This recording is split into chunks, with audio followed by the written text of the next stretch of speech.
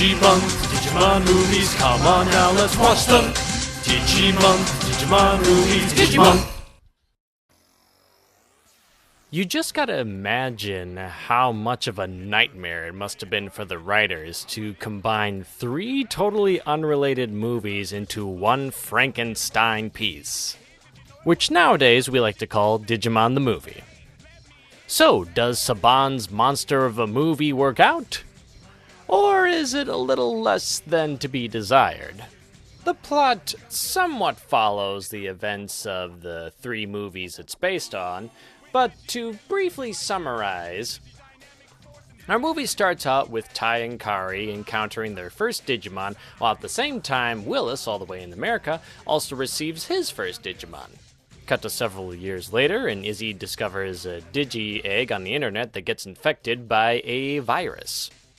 Turns out Willis created this Digi-egg to create more new friends, but a virus infected it, and now Inframon is causing damage all across the world, and you know the rest of the story from here. They defeat Digibormon, great, but now the virus has come and snatched up Kokomon. Cut to several years later, Kokomon, now digivolved into Wendigomon, is now hunting down Willis and trying to get a message across, but is constantly stopped by the virus before he can say the full sentence. So can Willis and all the Digidestined save the world? Or is the plot too complicated to follow? God, Pokemon just had it so much easier. At least their movies were regular hour and maybe 20 or 15 minute length. Digimon movies? No, they had to be all over the map in length. Still, it was a pretty bold move of Saban to try to mash up these 3 movies together. And overall, it would have been a pretty good film. Except for the fact that Saban wanted to try to get other people outside of the fan base into Digimon, so for some reason they had Kari's voice actress, Laura Jill Miller, narrating throughout a good portion of the film, just reiterating what we as fans already know, or just saying lame puns or jokes. It's insulting to us fans because we already know all the terminology and what a Digimon is. And for any person that was interested in seeing this movie, the movie just constantly talks down to you and saying a lame joke here and there like this golden one. I got my friend a pink Power Ranger. My brother and I had a give and take relationship. I would give and he would take. This movie would have been a lot better if they had completely cut out the Kari bit and just had the movie speak for itself. The music in this film is either you're going to love it or you're going to hate it. To be honest, I actually don't mind all the random pop songs that they put in there.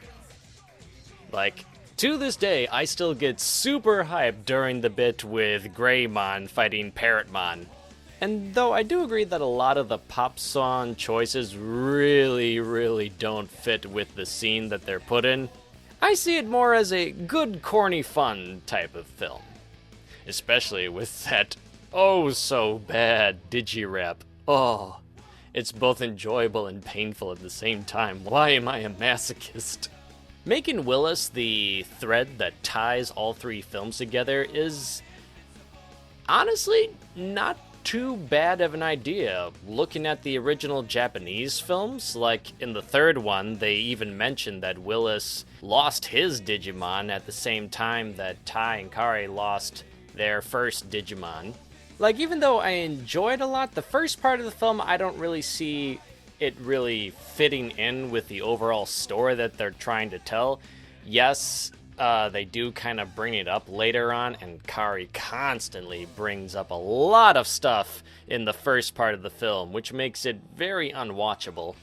And the best part of the film is indeed the second part. I love the scenes with Tai's voice actor, Joshua Seth, doing an excellent job in his role. I don't know if it's the 90s nostalgia in me, but I can't in good heart really hate this film. Is it a film that I'll always want to put on and watch? Not as much as some of the Pokemon films. But if you're ever in that right kind of mood and you want to hear those grade A corny jokes from Saban, pop in Digimon the movie.